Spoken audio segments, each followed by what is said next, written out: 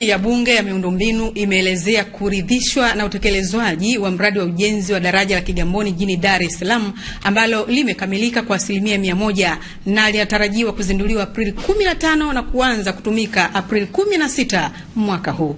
Beatrice ameandaa taarifa ifuatayo. Katibu Mkuu Wizara ya Ujenzi Mhandisi Joseph Nyamuhanga amewaambia wajumbe wa kamati hiyo kwamba tayari mkandarasi amekwisha lipwa 80% gharama zote za ujenzi na kilichobaki ni kumalizia 20% iliyobaki. Kimsingi daraja limekamilika, lakini sasa tunafanya maandalizi madogo kuanzia tarehe 16 turuhusu magari yaanze kupita. Na ikiwezekana tunaweza tukaruhusu mapema zaidi, lakini tarehe ambayo tumepanga ni tarehe 16 mwezi wa 4.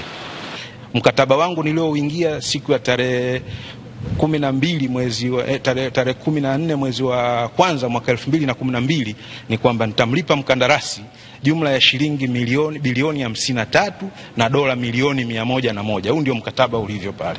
Mwenyekiti wa kamati hiyo Profesa Richard Sigala amesema kamati imeridhishwa na mradi huo ambao ulianza kutekelezwa mwaka 2012. Wakati huo thamani ya dola moja ikiwa 1590.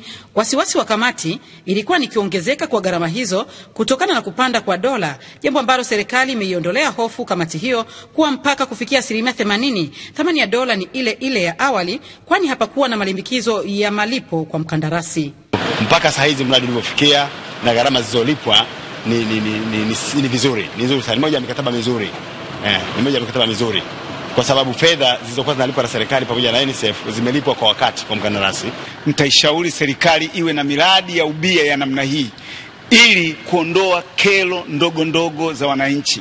Neema imeshuka kwa wananchi wa Kigamboni. Kuanzia Aprili 16 mwaka huu wataanza kutumia daraja hili la Kigamboni kwa kuvuka bure kabisa, tofauti na sasa ambapo wanatumia kiasi cha shilingi 200 kutoka upande mmoja kwenda mwingine, na kwa upande wa magari makubwa yatapangiwa kiasi cha kulipa kwa kuvuka katika daraja hili. Nikiripoti kutoka hapa daraja la Kigamboni jijini Dar es Salaam, Beatrice Eric, Channel 10.